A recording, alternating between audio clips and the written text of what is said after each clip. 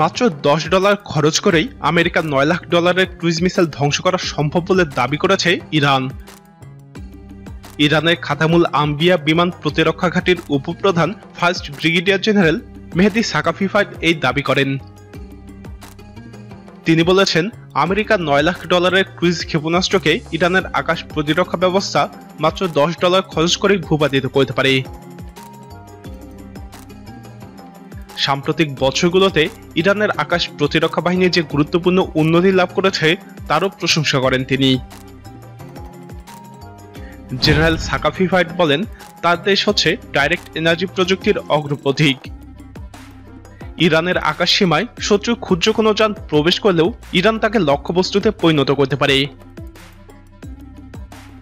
ইরানের একটি বার্তা সংস্থাকে দেওয়া সাক্ষাৎকারে জেনারেল মেহেদি সাকাফিফাদ আরও বলেন, তার দেশের আকাশ প্রতিরক্ষা বাহিনী স্বয়ংসম্পূর্ণতা অর্জন করেছে এবং পশ্চিমা নিষেধাজ্ঞাকে অকার্যকর করে দিয়েছে। 1979 সালে ইসলামী বিপ্লব সফল হওয়ার আগে পশ্চিমাদের সরবরাহ করা কিছু উপকরণ দিয়ে মাত্র 380 কিলোমিটার দূরের লক্ষ্যবস্তুকে শনাক্ত করতে পারত।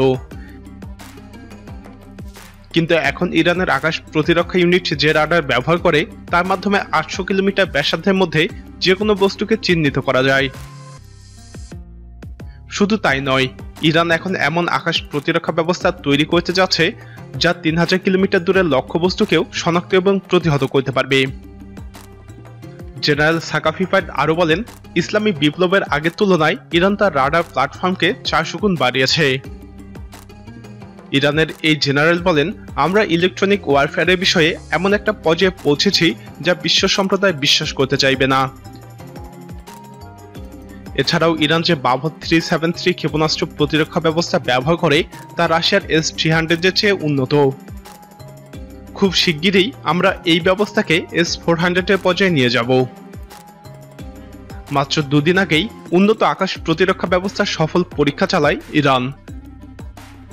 কাফিরে মারকাজি মরুভূমিতে আকাশ প্রতিরক্ষা ব্যবস্থা মেসাদ-16 সফল পরীক্ষা চালিয়েছে। প্রতিরক্ষা ব্যবস্থাটি পূর্ব নির্ধারিত লক্ষ্যবস্তুতে নিখুঁতভাবে আঘাত হেনেছে।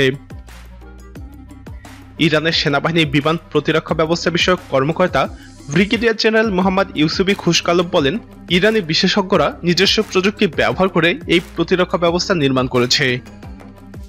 এটি ইলেকট্রনিক যুদ্ধ মোকাবেলার পাশাপাশি একই সময়ে কয়েকটি লক্ষ্যবস্তু ধ্বংস করতে সক্ষম।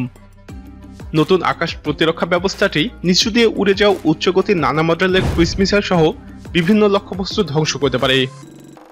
ইরানের কম খরচের ক্ষেপণাস্ত্র প্রযুক্তি দিয়ে হামাস, হিজবুল্লাহ এবং হুতি যোদ্ধারা ইসরায়েল এবং সৌদি আরবকে নাস্তানাবুদ করেছে। প্রিয় দর্শক, ইরানের এই প্রযুক্তি পশ্চিমাদের বিরুদ্ধে কতটা উপযোগী বলে আপনি মনে করেন? আপনার মতামত কমেন্টে জানান।